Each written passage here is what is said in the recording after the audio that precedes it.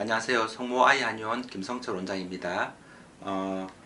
제가 5년 전에 썼던 책을 소개할까 합니다. 책 제목은 뇌전증 발달장애 기적의 근본치료법입니다. 왜 기적의 근본치료법이라고 이야기했냐면은 지금 우리 뇌전증에 대한 근본적인 치료가 굉장히 없는 실정이고, 그리고 태어나서 언어장애나 발달장애가 있을 때 구체적으로 어떤 약물일요법이 없는 상황입니다.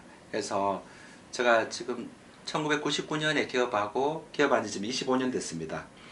2003년까지로 제가 기억합니다. 그 99년에서 2003년까지 국내에는 이제 뇌전증이나 발달장애나 틱장애를 치료하는 한의원이 이제 거의 없었습니다. 그 근거는 그때 우리가 네이버 키워드 검색하면은 뇌전증, 발달장애, 틱장애, ADHD를 검색해보면 유일하게 저희 성모아이 한의원이 검색이 됐습니다. 그러다 보니까 국내는 물론 해외 13개국까지 지금 약을 수출하게 되었습니다. 그래서 거의 국내외에서 독점적으로 치료를 하다 보니까 많은 임상 경험이 생겼고, 처음에 한 10년 동안 99년에서 한 2009년까지는 임상 경험이 10,000건 전후일 때까지만 해도 많은 환자들을 치료한 경우도 있고 또 치료를 실패한 경우도 많았습니다. 근데 이제 20년 차 되면서 2017년, 18년 이 무렵부터는 이제 누계 처방이 10만 건 이상 처방 경험이 생기면서 이 환자는 우리 병원에서 치료가 되는 환자고 이 환자는 치료가 안 되는 환자임을 첫날 내원했을 때 맥진이나 이제 정관 증상을 보고도 거의 90% 이상 예측하게 되었습니다.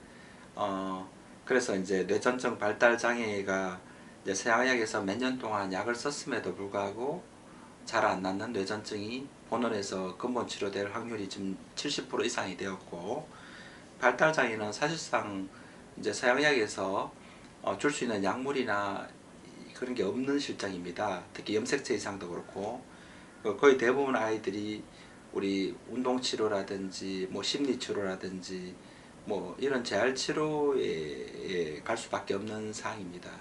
그래서 거기에 대한 근본적인 대책을 담아서 또 많은 환자분들이 이제 우리 아이가 기적이 되었다라는 인사를 참 많이 받았습니다. 개인적인 보람이기도 하고, 그래서 거기에 대해서 이렇게 두꺼운 책을 남기게 되었습니다. 목차를 보면은, 그리고 이제 영유아 간질, 소아 난치성 간질, 발달장애, 뭐 진료 후기 이렇게 있는데, 영유아의 제일 큰 문제는 일단 약을 먹기 힘들다는 겁니다. 생후 3개월, 4개월 이런 친구들이 영아연축 받아서 영아연축이란 진단을 받아서 영구적인 발달장애와 약을 먹어도 항경련제를 먹어도 잘 낫지 않는 경련을 동반한 영구적인 발달장애 진단을 받고 내원합니다.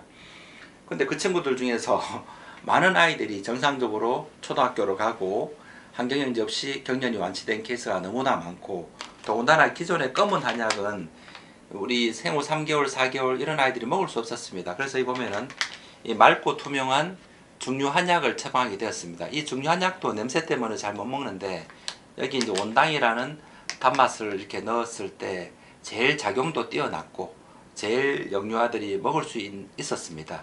그래서 제가 강조하는 거는 99년부터 이 약을 썼는데 25년째 중류 한약을 쓰고 있는데 영유아들이 먹을 수 있고, 그리고 약재를 끓인 국물을 먹는 게 아니고 수증기를 받기 때문에 가장 청정한 물질이다, 가장 독성이 없는 물질이다 라고 이야기하고 있고, 실제로 먹었을 때 흡수력도 굉장히 뛰어났습니다. 그 다음 작용도 우수하고, 그래서 이 약을 써서 영구적인 발달장애와 항경인제를 뭐 3종류 이상을 써도 낫지 않던 많은 경련 아동들이 정상 발달이 되고 경령도 나아서 정상적으로 초등학교 갔는 그 기적같은 케이스가 너무나 많았기 때문에 영유아 간질이라는 설명을 했고, 거기 보면은 1번 간질과 발달장애, 그 다음 두 번째 간질과 수면장애, 간질과 위장장애, 간질과 이제 미숙아라고 있는데, 간질과 발달장애는 태어나면서부터 발달장애를 동반하면서 태어나거나 아니면은 경련을 하면서 병원에서 이 친구가 항경인제를 써도 경련이 잘 안 나니까 영아연축이라는 진단을 내린 경우에 해당되는 거고, 간질과 수면장애는 깊은 잠을 못 자는 애들이 많습니다. 뇌전증 아이들 중에서. 그래서 우리는 이 수면 장애를 개선하는 처방을 통해서 애들이 잠을 깊게 잔다면은 뇌 발달도 되고 성장 발달도 되고 면역이 생겨서 경련이 주는 경우가 많았습니다. 단순히 이제 경련을 했다라는 것은 뇌세포의 흥분으로 발생했다라는 뇌전증이라는 이 가설을 통해서 중추신경 억제제를 쓰면은 장기간 쓰면은 오히려 약물로 인해서 눈빛이 없어지거나 표현이 안 되거나 표정이 없어지거나 보행이 어렵거나 대소변이 힘들어지거나 이런 중추신경이 작용하는 부분들을 다 억제하기 때문에 전반적인 발달 장애가 나타날 수밖에 없습니다. 그래서 소아들 굉장히 소량을 쓰는데 또 경련을 하면 또 약을 측량하기 때문에 측량하면 측량할수록 애들 기능이 쇠퇴하니까 거기에 대한 반대로 이제 1년 정도 또는 6개월 정도 영유아들이 항경련제를 써도 경련이 낫지 않는다면 생각을 바꾸셔야 됩니다. 우리 아이는 뇌 흥분으로 경련하는 것이 아니라 뭔가 순환이 안 돼서 오는 거고, 우리는 경기라 해서 경이라는 거는 놀랄 경자 깜짝깜짝 놀라는 거예요. 그래서 심장 중심의 이야기입니다. 본원에서는 뇌 흥분으로 경련을 했다라고 생각해서 억제제를 썼는데도 안 낫는다면은 6개월이나 1년을 써도 안 낫는다면은 또는 써서 경련도 반복되고 또는 너무나 발달이 위축된다면은 빨리 방향을 바꾸고 내원하랍니다. 뇌가설이 아니고 이제 심장 흥분으로 애들이 실제로 심장이 빨리 뛰고 아기들이 깜짝깜짝 놀랍니다. 이 심장 흥분으로 인해서 우리 얼굴이나 팔다리로 혈액순환이 안 되는 거고, 이 강직이 오거나 떠는 거는 우리 보상기전으로 나타나는 거로 볼 수 있고, 그래서 오히려 주물러 주거나 손끝이나 발끝을 따주는 거는 경기에 대한 치료입니다. 순환이 안 돼서 온다 보는 거예요. 그리고 이제 그래서 이제 우황청심원에 있는 것처럼 심장 기능을 안정시켜주는 우황포룡환을 아기들 반드시 같이 복용합니다. 이 우황포룡환의 목적은 심장이 빨리 뛸 때 심장을 안정시켜주는 역할을 합니다. 그러니까 심장을 안정시켜주고 오히려 혈액순환을 시켜주는 약물을 찾습니다. 혈액순환을 시켜주는 약물은 개인마다 굉장히 달라요. 제가 25년 동안 해보니까 맞춤형 약을 거의 3개월 내에 찾을 수 있습니다. 3개월 내에 이 아이가 약을 먹고 경기가 덜해지는, 다시 말하면 억제하는 약을 써서도 우리의 경련이 낫지 않는다면 반대로 순환하는 약을 써줍니다. 본원에서 이 약재의 향이 천연물질의 향기가 순환시켜줍니다. 그래서 한 3개월 정도 복용하면은 거의 다 우리가 혈액순환이 되는 약을 찾게 되고, 혈액순환이 된다면 어떻게 됩니까? 전에보다 경련이 발생하는 빈도가 줄고 당연히 혈액순환이 되니까 약물로 항경련제로 인해서 눈빛이 없어지거나 표정이 없어지거나 보행이 안 되거나 말이 안 되는 부분들이 순환이 되면서 표정이 생깁니다. 적어도 이제 한 6, 7개월 정도 복용하면 거의 대부분 다 언어가 늘고 눈빛이 돌아오고 표정이 돌아옵니다. 그건 거의 예외가 없는 거예요. 3, 4개월 만에 우리 친구한테 맞는 물질을 찾게 되고, 적어도 한 6, 7개월 만에는 예전보다 몰라보기에 빨리 이제 우리 혈색이 생기고 언어나 발달이 증강되게 됩니다. 그래서 결국은 경련과 발달장애는 별개의 문제가 아니고 순환시켜주는 약물을 통해서 같이 치료할 수 있다는 것을 지난 25년 동안 알게 됐습니다. 세 번째, 간질과 위장장애인데 본원에서는 혈액순환의 논리이기 때문에 뇌흥분으로 경련을 했다라는 게 아니고 순환이 안 돼서 경련했기 때문에 뭔가를 음식을 먹고 체도 경련을 한다 봅니다. 그리고 특히 두통이 발생하거나 경련할 때, 또는 머리가 뜨거워지거나, 또는 어떤 특정 음식을 먹으면, 또는 먹은 후, 또는 먹을 때 경련을 하거나, 또는 먹을 때 속이 울렁울렁거리거나 구토를 동반하거나, 그런 경우는 거의 대부분 소화불량으로 인한 경련이고, 특징적으로 다크서클이 있거나 얼굴 혈색이 누른빛을 뜨거나 아니면 자주 드러눕기를 좋아한다거나 이런 경우가 많습니다. 그리고 이제 열성경련이라고, 열성경련하는 거의 대부분 아이들은 소화불량으로 인해서 발열이 발생했는데, 이건 잘 모르니까 못 부었다고 생각하니까 또 진통제, 항생제 조합이 되니까 소화불량이 계속 지속되고, 열의 원인을 치료하지 않았으니까 계속 반복되는 거예요. 그래서 열성경련 아동들은 반드시 열이 났을 때 해열진통제, 항생제 조합 말고 열이 나는 원인이 소화불량이 굉장히 많기 때문에 열 났을 때 소화시키는 약물을 통해서, 장이 좋아지면 열날 이유가 없지 않습니까? 체내 독소를 제거하는 근본 치료를 합니다. 진통제는 최대한 줄이고 소화하는 약물을 복용하고 열날 때 또 포령안을 복용함으로써, 이제 어머님들이 하는 말이, 원장님 예전에는 열이 한 3, 4일 나면은 2시간, 3시간마다 해열진통제, 항생제를 계속 먹었는데 이제는 처음으로 해열진통제는 한 번만 먹고 소화제 장독을 제거하는 소화제를 먹고 나았다라든지, 나중에는 원장님 이번에 한 번도 진통제, 혈진통제 안 먹어도 열이 나았다든지, 이게 첫 경험입니다. 열에 대한 근본 치료가 되면은 열성경련이 나타날 이유가 없게 되고, 열성경련 아동들은 어릴 때 열성경련을 하다가 나중에 열 없이 경련한다 이렇게 바뀌게 되는 거예요. 그러니까 무슨 말이냐면 대부분 열이 난다고 다 경련하는 건 아니고, 열이 나는데 열이 이제 심장이나 뇌에 영향을 미치니까 경련하는 거예요.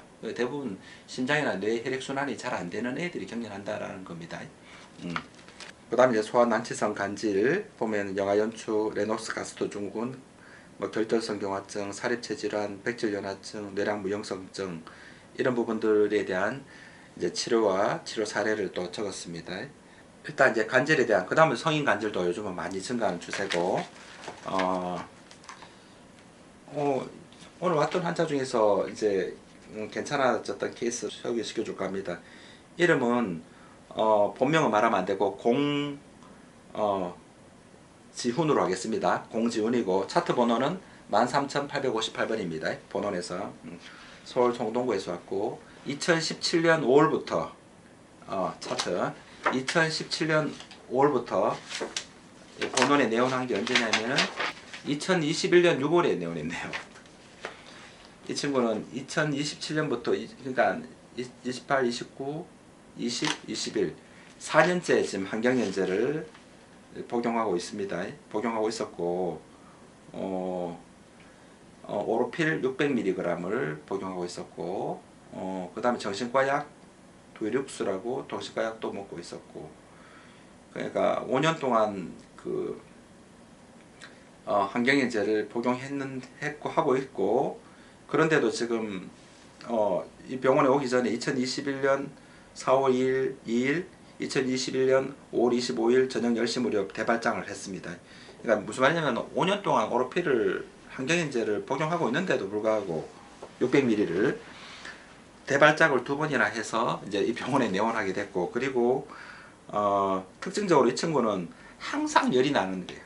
항상 열이 37도, 38도 미열이 나는 게 특징이고, 그 다음에 치료 수술을 2019년 여름에 했었고, 그리고 약물에 의한 건지 기능이 어찌 됐든 간에 지적장애 2급이고, 언어도 잘 안 되고 인지도 거의 안 되고, 표현은 하긴 하는데 아주 기본적인 표현만 하고 있고, 특징적으로 항상 늘 처지고 늘 피곤하고 늘 몸이 차가웠답니다.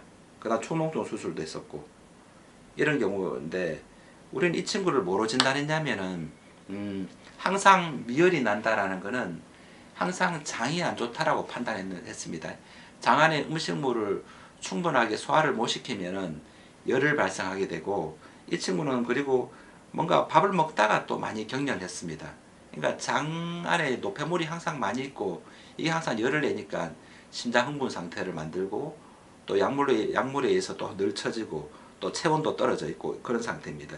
순환이 안 되니까 표정이나 인지 능력은 자꾸 떨어졌죠. 그래서 이제 아침 점심약, 저녁약을 구분했는데, 아침 점심약으로는 소화할 수 있는, 본원에서 우리 열성경련 아동들한테 쓰는 열감기를 가장 많이 예방하는 약물이 저 본원에서는 장약입니다. 그 약을 먹은 대부분 아이들이 이제 한 1년 정도 복용하면, 원장님 우리 애가 올해는 열감기가 전에보다 90% 이상 줄었고, 그 다음에 장약을 쓰니까 먹는 게 좋아졌고, 그리고 특징적으로 식사량이 늘으니까 얼굴이 살이 붙어요. 그러니까 이목구비가, 눈빛도 생기고 표현도 늘고 하는 거예요. 인지 발달이 되는 겁니다. 이 친구가 나이가 많긴 해도 17세기긴 한데, 그래도 당장 이 미열을 꺼줘야 되겠다. 그러면 장약을 써야 되겠다. 그 애들이 쓰는 그 장약을 성인 버전으로 이 친구한테 아침 점심약으로 썼고, 저녁약은 우리가 심장을 안정시켜주는 약을 쓰는데, 이 친구는 장이 안 좋으니까 그 물질도 심장약 안에도 장약을 반 이상 섞었습니다. 혹시 체하지 말라고. 근데 놀라운 게 첫 달째부터 이 친구가 놀라운 게 열이 떨어졌어요. 정상 체온 36도 정도 정상 체온이 됐습니다. 첫 달부터.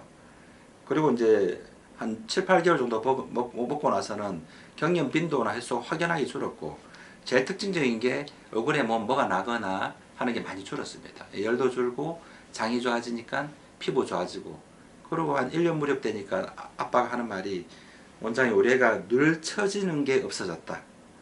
요즘 많이 생기가 생겼다. 표현이 많이 늘었다. 얼굴이 좋아졌다. 먹는 게 좋아졌다.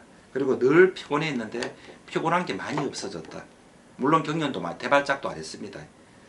그리고 나서 2023년 12월 29일 날 모든 환경인재를 끊었습니다.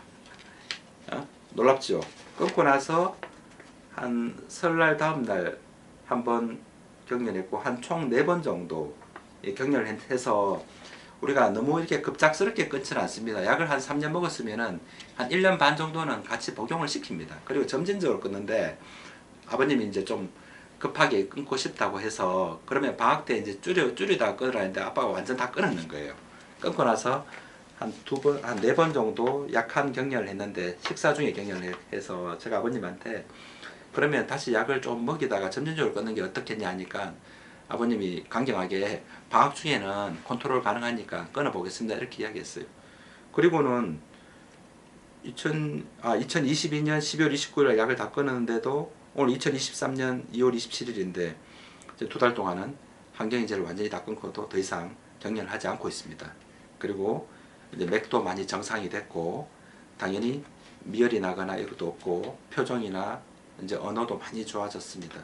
그래서 발달과 언어가 근본적으로 치료되고 있다. 환경인재를 다 끊었으면 격려를 더 해야 되는데 격려를 하고 있지 않다. 우리는 치료를 뇌가 아니라 장에 대한 약과 또 심장을 안정시켜주는 약을 썼는데 우리 친구는 미열도 안 나고 전에보다 장도 좋아지고 그리고 표현도 좋아지고 격려도 안 하고 있습니다. 그래서 이제 아버님한테 오늘도 했는 이야기가 특징적으로 다른 애들하고 자녀분이 굉장히 다른 부분들은 장 자체가 굉장히 약한데 어릴 때 축농증이나 치료 수술 같은 걸로 인해서 항생제를 과다 복용했는 거가 이 경련의 유발인자가 될 수도 있다. 그래서 우리가 경련의 근본 원인이 장에서 이루어졌는데 뇌를 억제하는 약을 5년씩 써도 안 나은 이유는 그런 이유다. 그래서 우리 아이는 뇌의 문제가 아니라 장의 문제 그리고 심장의 문제이기 때문에 그런 약을 본원에서 이제 1년 이상 쳐서 지금 근본 치료가 되고 있는 거다. 발달도 많이 되고 있는 거다. 그 이야기를 했습니다. 공땡땡 학생에 대한 이야기를 했었고, 그래서 아버님이 좀 더 일찍 왔었더라면은 뇌전증이 아니라는 걸 서로 확인이 됐고, 좀 더 일찍 왔었더라면 더 좋아졌을 건데, 환경제를 5년 동안 안 먹었을 건데라는 그 아쉬움을 좀 표현하셨습니다.